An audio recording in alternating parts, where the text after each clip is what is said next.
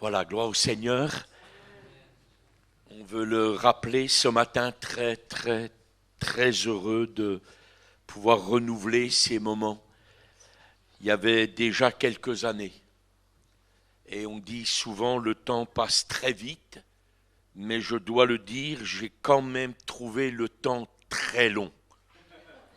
De ne pas vous visiter, de ne pas revoir les frères et sœurs de la famille de Dieu. Et puis ces frères et sœurs aussi, on a des racines communes dans ce beau pays d'Italie. C'est vrai? Amen. Et c'est une grâce pour moi. Lorsque j'étais, il y a bien des années, tout jeune pasteur, dans l'église de Metz, de Thionville, de Forbach, de toute cette Moselle, il y avait à peu près 75% dans l'assemblée de frères et de sœurs italiens. Ça a été des temps bénis, des temps qui m'ont permis de faire de nombreuses connaissances et puis d'arriver jusqu'en Belgique, au Luxembourg et ailleurs, en Allemagne, dans d'autres pays et prêcher la bonne nouvelle, l'heureuse nouvelle de Jésus-Christ. Amen. Voilà, je voudrais qu'on se centre sur la parole de Dieu ce matin. Je laisse souvent à mes frères toute cette partie, vous savez, enseignement, etc. On a d'excellents docteurs, ils sont là, des enseignants, ils font le CTS et d'autres enseignants bibliques. Moi, j'ai pas eu ce privilège d'aller à l'école biblique. Dans cette époque-là, on nous prenait et on nous mettait au pied d'un pasteur. Et c'était comme cela qu'on apprenait. On apprenait sur le tas. Mais je les envie parce que ce qu'on a mis 30 ans à comprendre, ils ont mis quelques années à le comprendre. Voilà. Et ça, c'est un privilège que nos jeunes ont. Je leur laisse toute cette partie d'enseignement, toute cette partie-là. Et j'aime parler avec mon cœur. J'aime simplement parler avec ce que je ressens. Et pendant que je priais, hier après-midi, on a eu ce temps et je pensais à vous. Et c'est comme si le Seigneur me montrait quelques situations. Et je voudrais simplement, je sais que Jésus est là, je sais qu'il est au milieu de nous, il est si proche de toi. Je sais que le Seigneur a une parole, il a un mot. Et vous savez, un mot suffit de lui. Dis seulement un mot. Et mon serviteur sera guéri. Je lis dans l'évangile de Jean, au chapitre 3, cette parole. C'est l'entretien secret, c'est l'entretien caché de Nicodème avec Jésus. Et dans cet entretien, dans Jean au chapitre 3, où il y a d'immenses révélations dans ce texte, il y a à la question de Nicodème concernant la nouvelle naissance, cette vie nouvelle, Jésus va nous donner une glorieuse vérité.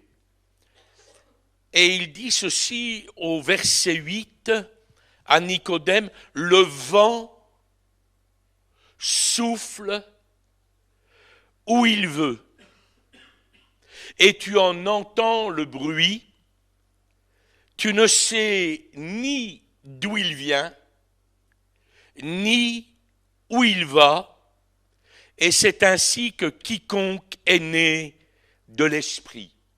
Et j'aimerais ce matin, j'ai cette pensée dans le cœur, le vent souffle où il veut. Nous pourrions très bien lire, sans déformer du tout le texte, à la place du mot vent, mettre le mot esprit. Et nous ne trafiquerions pas le texte, nous pouvons lire l'Esprit, pensant au Saint-Esprit, à la personne du Saint-Esprit, à la personne de Dieu. L'Esprit souffle où il veut et tu en entends la voix. Et ce matin, je crois que quelques-uns vont entendre la voix. Non pas la voix de Guy, non pas la voix de Salvatore, non pas la voix du groupe, mais la voix de Jésus. L'Esprit de Dieu est symbolisé dans l'Écriture par le vent. Comme pour la colombe ou d'autres symboles, nous avons le symbole du vent. Et en réalité, en grec, c'est le même mot. Esprit, vent. On a le roi de Dieu, on a le pneuma, le souffle. Et vous savez, la vie sur cette terre, cette respiration que nous avons, est rendue possible grâce au vent. Au vent qui circule sur toute cette planète, au vent qui ventile l'atmosphère, au vent qui souffle. Et vous savez vous-même, il y a plusieurs formes de vent. Même si nous ne le voyons pas, nous voyons plusieurs actions de ce vent. Vous pouvez très bien, dans un temps de chaleur, dans un temps particulièrement étouffant, apprécier une brise légère. Quand vous êtes en Sicile et qu'il y a une brise qui vient du large ou à l'île de la Réunion ou à Bruxelles, ça vous rigolez parce que le soleil se lève que de temps en temps. Une brise légère. Et puis vous avez d'autres, bien sûr, d'autres formes de ce vent. Et le soleil lui-même dégage une énergie. Vous le savez, n'est-ce pas? On ne va pas faire un cours d'SVT ce matin, mais l'énergie solaire, plus la Terre qui tourne sur elle-même, et en tournant, il y a une force. Si je tourne sur moi-même, vous allez voir ma jupe Non, je n'ai pas de jupe. Et il y a une énergie, et on va créer du vent, n'est-ce pas? Et cette terre qui tourne va déplacer une énergie et mettre en mouvement des vents, de l'air. Non seulement elle tourne sur elle-même, mais en plus elle tourne autour du soleil. Et la combinaison du soleil, de son énergie et de cette énergie terrestre va créer des vents. Et ces vents sont salutaires. S'il n'y avait pas de vent, sous toutes ses formes, l'atmosphère serait irrespirable. Nous ne pourrions pas vivre. Alors merci au Seigneur pour les tempêtes. Merci Seigneur pour les cyclones dans l'océan Indien. Merci pour les ouragans. Bien entendu, ça nous effraie. Mais s'il n'y avait pas d'ouragan pour secouer les mers comment on dit? Bravo. La mort serait répandue. Et nous avons du mal à comprendre que spirituellement, l'Esprit de Dieu, comme le vent, va agir dans nos vies personnelles, agir dans nos maisons, agir dans nos assemblées. La Bible nous dit, tout à coup, il vint du ciel, et il y a une manifestation de l'Esprit vent, alléluia, et il souffla d'une telle puissance, un vent impétueux, nous dit l'Écriture. Il y a besoin des manifestations, des actions du vent de l'Esprit dans nos vies, dans nos églises, dans nos cœurs. Amen. Il y a besoin de cela. La Bible nous dit que Dieu fait allusion dans l'Écriture aux 4 vents. Et nous avons différents vents dans la Bible qui sont cités. L'Écriture nous dit que Dieu avance sur les ailes du vent et accomplit ses desseins. Le vent peut devenir un messager de Jésus, un messager du Seigneur. Demandez aux disciples, quand le vent a soufflé sur le lac de Galilée, cette tempête qui a secoué la barque, où ils se sont vus comme perdus. La Bible nous dit que l'eau rentrait dans la barque. Et il y a là, mes amis, cette tempête qui a amené une révélation que les disciples n'avaient pas encore atteint. Jésus se révèle comme le Seigneur, comme le Fils éternel de Dieu. Et les disciples sont bouleversés. Il y a des tempêtes dans ta vie. Elles ne sont pas faites pour te détruire. Elles sont faites pour qu'il y ait des révélations de Dieu dans ton existence. La Bible nous dit, Dieu était assis, psaume 29, Dieu était assis sur le déluge. Et le déluge, pardonnez-moi, a amené Dieu. Dieu, dans une révélation que le monde d'alors ne connaissait pas, le Dieu de sainteté. Et le monde de Noé a été complètement bouleversé. Il y a eu quelque chose de nouveau. Le Dieu de sainteté souffle, vient confondre les pécheurs, non pas pour les détruire, mais pour les amener à la repentance, et qu'ils vivent tout à nouveau. Qu'il passe de la mort à la vie. Amen. Qu'il respire enfin la vie de Dieu, la vie éternelle. La parole de Dieu nous dit que Dieu souffla sur la mer Rouge. Et la mer s'est ouverte. La mer, mes amis, sous le souffle de Dieu, s'est ouverte, le peuple a été libéré. Dieu se sert des vents. Dieu a soufflé, nous dit l'Écriture, sur un peuple affamé, et des cailles sont venues par centaines et centaines. Et le peuple a mangé. Assailli par les sauterelles, un vent souffla, et les sauterelles furent dispersées.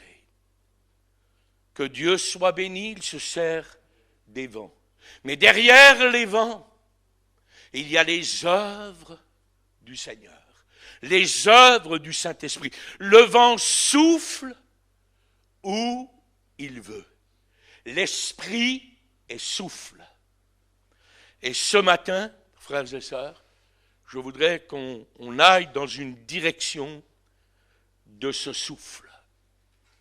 Mais dire au préalable que le vent se manifeste sous différentes puissances, de la brise légère à l'ouragan, souffle dans différentes directions, souffle à différents moments, souffle quand on ne s'y attend pas. Le Saint-Esprit souffle comme il veut. Le vent est libre. Vous ne pouvez pas le lui commander. Ça me fait toujours un peu quelque chose quand des gens essayent de s'accaparer l'esprit. C'est plutôt l'Esprit de Dieu qui s'accapare de nous. Le vent est libre. Il est imprévisible, sans contrôle. Vous ne pouvez pas le saisir, et encore moins le stopper. Le vent rafraîchit. Il va aérer. Nous ouvrons nos fenêtres. Il y a de l'aération. Nous allons prendre l'air. Nous sentons le renfermer quelquefois. Nous allons prendre l'air. Le vent aère les vêtements. Le vent purifie l'atmosphère, purifie l'odeur des frites. Le vent va dissiper les nuages. Le vent va attiser le feu. Ces feux qui deviennent sans contrôle, malgré tous les moyens que nous avons pour l'éteindre. Rien à faire, parce que le vent contrarie tous ses plans. Le vent attise le feu. Le vent change les paysages. Vous allez dans des lieux qui ont été sous la soufflerie du vent. Et vous avez des formes de rochers qui sont travaillées, érodées. Le vent prend des grains de sable à une vitesse incroyable, frappe ces rochers, les érode, les travaille. Vous avez des déserts magnifiques parce qu'il y a la soufflerie du vent. Le vent érode le rocher, il transforme les paysages, il fait tomber les feuilles mortes. Pas les feuilles d'impôt, hein, les feuilles mortes. Et nous pourrions continuer ainsi. Mais je voudrais rentrer dans la pensée de Dieu ce matin. Le vent pousse. Il pousse. Est-ce que vous avez déjà essayé de résister au vent? Il y a des années, nous étions à l'île de la Réunion, le cyclone était à 200 km des côtes. L'alerte était une alerte orange, ce n'était pas encore une alerte définitive. Et nous sommes sortis. On était là, dans l'ouest de l'île, au bord de la mer. Les vents étaient à 200 km. Je ne suis pas un poids plume, n'est-ce pas? Ni un poids coq. Et mon fils Philippe, qui était avec moi, qui est un géant, un fils d'Anak, je ne sais pas où chercher cela, mais on était tous les deux, non seulement on était courbés face au vent pour un peu l'éviter, mais nous étions obligés de faire marche arrière. Et quand nous nous tournions, il nous poussait. Nous ne pouvions pas résister. Le vent, l'Esprit de Dieu veut te pousser. Amen. Il veut me pousser. L'Esprit Saint veut agir dans ta vie et t'emmener à être poussé. L'Écriture me dit que le Saint-Esprit pousse. Il est ce souffle extraordinaire. L'Écriture parle d'un homme qui, poussé par le Saint-Esprit, est monté au temple. Peut-être tu es venu ce matin et tu ne le sais même pas, mais c'est l'Esprit de Dieu qui t'a poussé ici. À ton insu peut-être, contre tes projets, tes plans, parce que le Seigneur veut gonfler tes voiles. Et le Seigneur veut t'emmener dans une autre dimension. Le Dieu qui pousse. L'Esprit de Dieu poussa Jésus. Et j'ai besoin, frères et sœurs, de ce Saint-Esprit pour pousser ma vie. Parce que si je ne suis pas poussé par Dieu, je vais, que vous le vouliez ou pas, malgré toute la bonne volonté, malgré toutes nos connaissances, malgré tout ce que nous pourrions posséder, frères et sœurs, nous nous arrêterions sur le chemin. Parce que les épreuves, les combats sont trop lourds. Parce que le diable est contre nous. Parce que le monde est contre nous. Mais nous sommes debout, les voiles sont gonflées, malgré les épreuves, parce que l'Esprit de Dieu souffle dans nos vies. Amen. Souffle dans nos cœurs. Ce n'est pas le gain, ce n'est pas la gloire, ce n'est pas les résultats qui nous poussent. Ce qui nous pousse, c'est l'Esprit de Dieu. Alléluia. Et qui vient dans nos vies. Je veux être, pardonnez-moi l'expression, un chrétien dans le vent. Mais dans le vent de Dieu. Dans le vent de l'Esprit. Je veux être sous le vent. Je veux vent arrière dans ma vie. Alléluia. Je ne veux pas connaître de rétrogradage. Je ne veux pas connaître d'aller en arrière. Je veux que le vent me prenne par derrière et me pousse en avant. L'Esprit de Dieu souffle où il veut, et une des actions du Saint-Esprit, c'est de pousser les hommes. Amen. De les pousser. Je pense, et je veux le dire à quelqu'un ce matin, voilà comment Jésus m'a montré que tu étais. Alors ce n'est pas un jugement. Ce n'est pas même, pardonne-moi, une remontrance. Qui suis-je? Qui suis-je? Qui suis-je pour cela? Mais le Seigneur m'a montré une personne. Comme le décrit le prophète Ésaïe. Décrivait le peuple d'Israël. Comment le visionnaire de Dieu, comment le prophète de Dieu voit-il à ce temps précis Israël? Et voilà ce que lui dit le Seigneur. Il lui dit, tes cordages sont relâchés. Ils ne maintiennent plus la solidité du mât et ils ne tendent plus tes voiles. Le Seigneur m'a montré qu'il y a quelqu'un au milieu de nous qui est en cale sèche. Les cordages spirituels sont relâchés. Les voiles qui devraient être gonflés de l'esprit et amener cette vie là dans la mer haute de Dieu, les voiles sont affaissés. Le mât qui représente cette colonne vertébrale du bateau pour le tenir debout, le mât est branlant.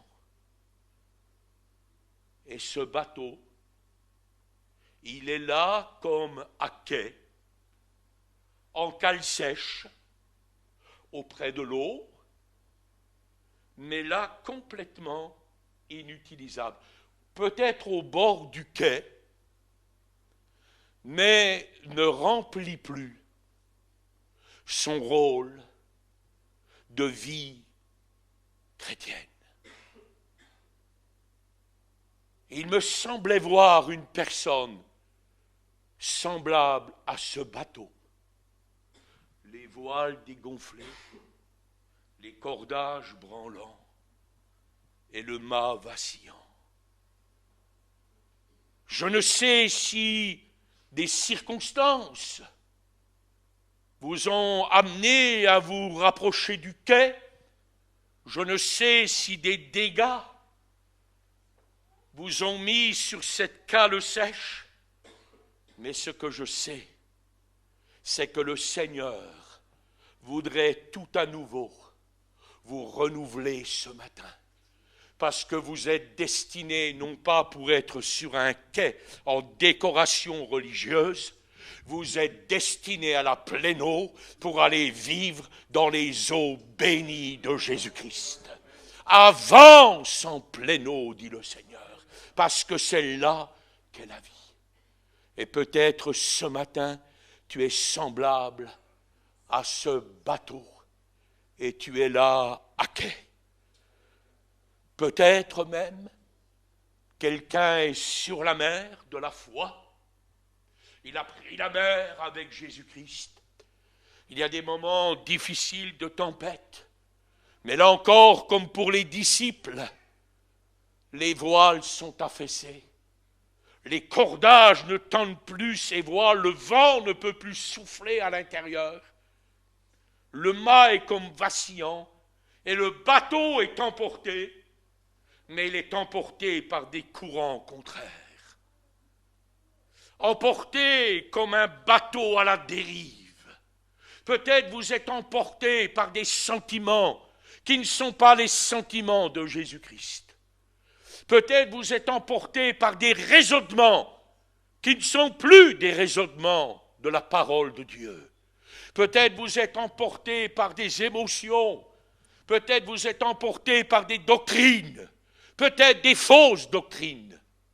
Peut-être vous êtes entraîné actuellement et votre vie est comme ce bateau à la dérive. On vous a peut-être dit, non, c'est pas sur ce cap qu'il faut aller. Il faut plutôt que tu sois dans le vent. Vous savez, il y a beaucoup de vents qui soufflent aujourd'hui. Mais tous ne viennent pas de l'Éternel. Il y a des vents doctrinaux qui ne viennent pas de Dieu. Il y a des vents qui soufflent, oh, des brises légères. Il y a des vents, ça fait beaucoup de bruit. Il y a beaucoup de fumée dans des endroits, mais il n'y a pas beaucoup de feu. Et nous avons besoin, pardonnez-moi, je le dis, nous avons besoin d'être vigilants. Nous avons besoin de tenir la barre. Nous avons besoin de tendre les cordages. Nous avons besoin, frères et sœurs, d'avoir les voiles gonflées, mais du vent de l'Esprit de Dieu. Le vent souffle où il veut. Dieu ne te veut pas en cale sèche, mon ami. Le Dieu que nous connaissons est le Dieu qui souffle. Mais permettez-moi un instant de prendre le sens de ce mot, de ce verbe poussé dans sa signification. Le verbe souffler dans l'écriture, c'est équivalent en français au verbe chasser. Le Saint-Esprit poussa Jésus. En réalité, le Saint-Esprit chassa Jésus dans le désert où il allait affronter l'ennemi de son âme. L'Esprit de Dieu pousse, l'Esprit de Dieu chasse. Peut-être que c'est le Saint-Esprit qui actuellement est en train de te chasser là où tu ne veux pas aller.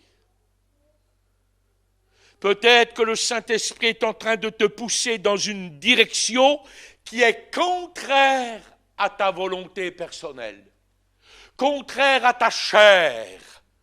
Peut-être que le Saint-Esprit est en train de te chasser dans cette plaine de la générosité. Et toi, tu es tenu par la cupidité. Pardonne-moi, tu as du mal à les lâcher. Et le Saint-Esprit est en train d'agir de telle sorte qu'il y a des pertes là, des pertes là, des pertes là. Parce que, en réalité, tu ne te laisses pas chasser dans le projet de Dieu. Peut-être c'est ta vie, des portes se ferment à droite et à gauche, parce que tu ne réponds pas à l'appel que Dieu t'a adressé. Et c'est lui qui fait ça. Peut-être est-il en train de chasser des amis. Peut-être en train de chasser de très très bons amis avec qui tu n'es pas obligé de te fâcher, mais que des circonstances vont faire en sorte que vous allez être séparés.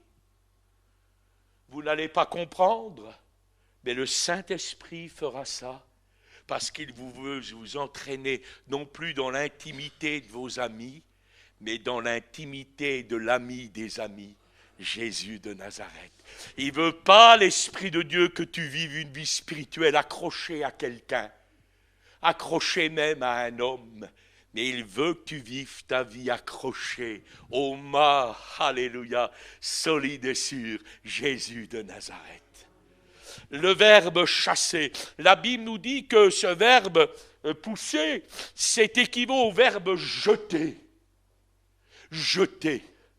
Comme Daniel fut jeté dans la fosse au lion. Poussé dans la fosse au lion. Parfois, il y a des églises, c'est des fosses aux lions. Hein? Pas facile. S'ils allaient dans ces églises-là, il y avait des dents très longues. Mais Dieu aime aussi les fosses aux lions. Et Dieu y fait ses œuvres. Comme il a fait avec Daniel, il a fait une œuvre merveilleuse. Et des rois qui avaient des dents aussi longues que des lions sont devenus des agneaux aux pieds du Seigneur. Le Seigneur veut nous jeter. Le verbe dit nous tirer. Le verbe dit encore nous faire sortir. Le verbe nous dit encore nous traîner. Nous arracher. Et peut-être que le vent est en train d'agir de cette manière dans ta vie pour que tu puisses sortir de ton état. Dites-moi, mes chers amis, si vous étiez dans une maison en feu et que vous ayez perdu quelques moyens physiques de vous en sortir, est-ce que le pompier qui va venir... vous êtes là ce matin? Je commence à avoir peur. Hein? Est-ce que le pompier qui va venir ce matin et qui sait qu'il y a une dame qui est là, dans le feu, que sa vie est menacée, est-ce qu'il va venir avec une rose? Ma petite dame, je m'appelle... Jean-Michel le casque rouge, je suis du temps dième de régiment, mon commandant s'appelle Monsieur Intel, j'aime conduire les gros qui font pimpon, pimpon, pimpon. Dernièrement, on a... Vous croyez qu'il va faire tout ça? Honnêtement. Il ne va pas faire ça. Il y a un pompier ici? Il ne va pas faire ça.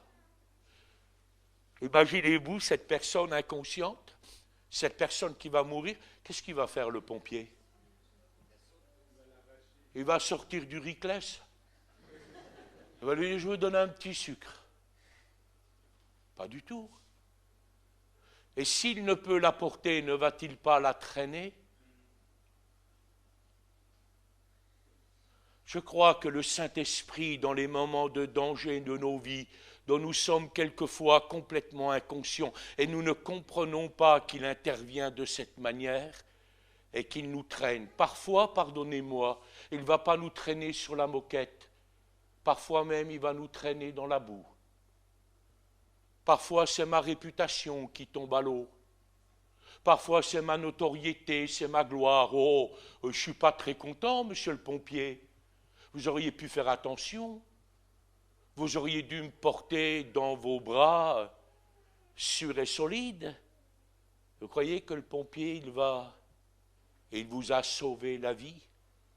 Et quand bien même vous auriez quelques bouts sur votre vêtement, quand vous aurez pris vos esprits et qu'on vous dira comment vous avez été sauvé, c'est vous qui allez offrir une rose au pompier. N'est-ce pas?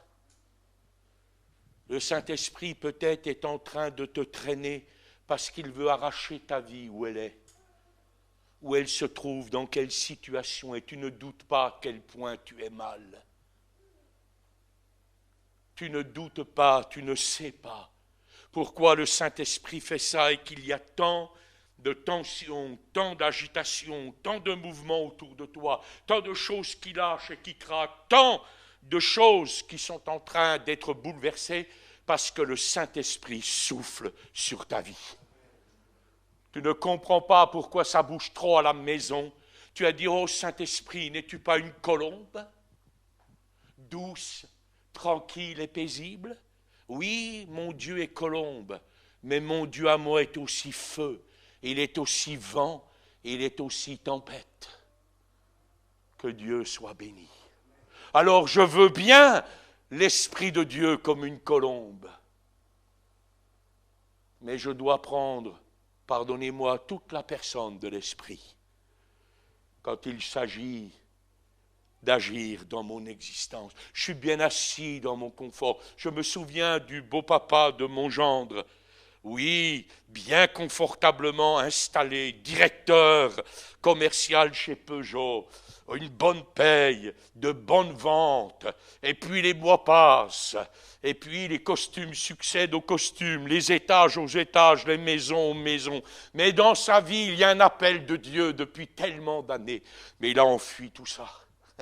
Il a enfui tout ça. Et puis il y a eu un premier souffle, mais il n'a pas prêté attention. Ni un deuxième souffle, un peu plus fort, mais il n'a pas prêté attention. Et puis un troisième souffle, il n'a pas prêté attention jusqu'au moment où, frères et sœurs, il s'est retrouvé là, couché sur le flanc, 9 mois d'hôpital.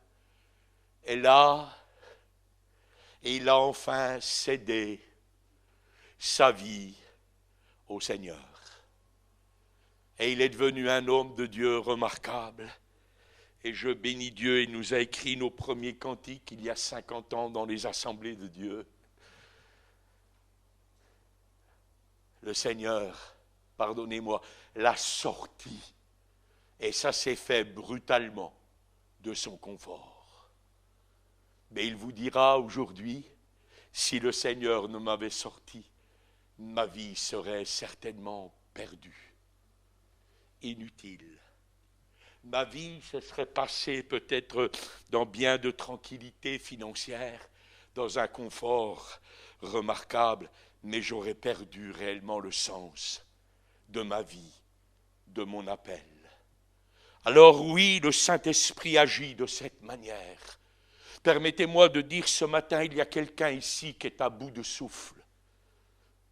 À bout de souffle. Vous ressemblez à Élie. Vous avez lutté, combattu. Il y a eu de fortes tensions. Et puis il y a des déceptions. Vous êtes comme Élie, comme dans un état d'amertume. Vous dites au fond de votre cœur, est-ce que ça valait la peine que je mêle de tels combats pour de tels résultats? Est-ce que ça valait la peine ces heures de prière? Est-ce que ça valait la peine de lutter de cette manière et de voir le résultat aujourd'hui? Et peut-être comme Élie, vous êtes au fond de votre caverne. Et vous savez, au fond d'une caverne, on ne respire pas beaucoup. Au fond d'une caverne, il n'y a pas de grand courant d'air. Au fond d'une caverne, on est là, tranquille, et on est en train d'y mourir. On y meurt dans ses pensées, comme Élie, on y meurt dans son amertume, on y meurt dans ses reproches, on y meurt dans sa colère contre Dieu. On lui dit, mais pourquoi n'as-tu rien fait? Pourquoi n'as-tu pas agi? Pourquoi m'as-tu laissé tomber? Pourquoi n'es-tu pas intervenu comme je le souhaitais après tout ce qui a été fait? Et là, au fond de notre caverne, comme Élie, nous sommes en train de mourir. Mais voilà, le Dieu que nous servons, le Dieu que nous aimons, le Dieu qui nous aime, c'est le Dieu qui ne veut pas que nous mourions. Et qu'est-ce qu'il a fait? Il est venu chercher Élie au fond de la caverne. Comme ce matin, Jésus vient, l'Esprit de Dieu vient te chercher au fond de ta situation, où tout est sombre, tout est noir, tout est triste, tout est déception, là où il n'y a plus d'élan, là où tu es à bout de souffle. Le Saint-Esprit ne t'enterre pas, mais l'Esprit de Dieu souffle, vient au fond de la caverne et il parle à ton cœur et il te dit, viens, sors. Et il te fait entendre cette voix légère et douce, et que Dieu soit béni. Élie, à bout de souffle, va recevoir un second souffle et repartir dans un nouveau chemin parce que sa mission n'était pas encore achevée. Amen. Et ce matin, tu es peut-être comme Job, celui qui disait au sein des difficultés familiales, au sein des douleurs physiques, au sein des combats physiques qu'il avait, au sein même de toutes ces amitiés qui n'en étaient pas et des jugements des autres sur sa vie, alors que Job est là, pardonnez-moi, comme au bout du rouleau, il dira à Dieu dans un cri, laisse-moi, ô Éternel, respirer. Et le Seigneur lui a donné une nouvelle respiration. Les Job va être relevé, nous dit l'Écriture. Il va être béni au double de ce qu'il n'avait jamais connu. Sa vie va devenir une bénédiction incroyable parce que le Seigneur est venu, le Dieu Esprit a soufflé en lui un souffle nouveau. Je pense aux disciples enfermés dans leur chambre haute. Ils étaient là dans la peur, dans la crainte, dans le doute, peur du monde, peur de ce qu'on allait leur faire, puisqu'on avait fait à leur maître le pire du pire. Ils étaient là comme enfermés, mais le maître vient au milieu d'eux. Et la Bible nous dit, il souffla sur eux. Et leur vie fut gonflée, alléluia, comme jamais, amen. Ils vont recevoir la ventilation de l'Esprit, ils vont recevoir là un coup de pompe de l'Éternel, et mes amis, ça va les mettre sur pied, et ils vont gagner le monde alors. Alléluia. Alors la Bible nous parlera de ces différentes actions du Saint-Esprit souffle, et je crois ce matin que le Seigneur veut agir pour te ramener à la vie. Il a soufflé dans une vallée d'ossements, dans une vallée de poussière, dans une vallée, mes amis, qui était un immense cimetière. Là où il n'y avait pas d'espoir, là où il n'y avait aucune possibilité, là où il n'y avait aucun souffle de vie, là où il n'y avait rien que du désert. Vous connaissez ce passage d'Ézéchiel, cette vallée terrible, cette vallée de dépression terrible, cette vallée de mort, cette vallée, ce cimetière terrible. Mais la Bible nous dit que l'Esprit, avec un grand E, le souffle de l'Éternel, a commencé à souffler. Et ce qui était mort a commencé à bouger, à revenir à la vie. Peut-être que ta vie est semblable, installée dans cette vallée difficile, une vallée de dépression, une vallée qui est là comme une vallée de mort, où ta vie semble être comme de la poussière. Mais l'Esprit de Dieu va recréer ta vie. Il va recréer ta vie et il va te mettre debout. Et il va t'envoyer dans ses œuvres pour la gloire de ton nom. Alors peut-être ce matin, et nous allons prier le Seigneur, tu es comme ce bateau. Tu es là avec des cordages distendus. Tu es là avec une foi vacillante. Tu es là avec des voiles qui ne sont plus tendus, gonflés par l'Esprit. Tu n'avances plus. Tu stagnes. Et ça dure depuis des semaines et des semaines. Mais je vois l'Esprit de Dieu descendre vers la mer. Et je vois l'Esprit de Dieu aller vers ce bateau et commencer à agir pour que cette âme puisse tout à nouveau reprendre, retendre les cordes, resserrer le mât et regonfler ses voiles pour partir sur de nouveaux horizons avec la grâce de Dieu. Je vois des âmes sortir de la caverne, non pas accusées par Dieu, non pas jugées par Dieu, mais ce Dieu qui vient pour les réanimer et leur donner un souffle nouveau. Je vois ce Seigneur s'approcher des vallées de dépression pour y mettre un souffle de gaieté, de vie, de renouveau d'esprit et de puissance, de relever son peuple. Je le vois sortir des hommes et des femmes de la léthargie. Je le vois les sortir de leur couche de plainte, de leur lit d'affaissement, et de leur donner un renouveau de l'esprit. Je crois à l'esprit souffle. Je crois à la ventilation de Dieu. Je crois à la soufflerie divine. Je crois au Dieu souffle qui vient dans nos vies. Et je veux dire ce matin une fois encore, souffle sur moi, Seigneur. Alléluia. Souffle sur moi, Seigneur. Alléluia. Souffle sur nous, Seigneur. Souffle sur moi, Seigneur. Alléluia. Tu as besoin d'aller en pleine eau. Tu as besoin, tu n'es pas fait pour la décoration du quai. Tu es fait pour aller dans les eaux du Seigneur. Tu es fait pour des pêches miraculeuses. Tu es fait, Église.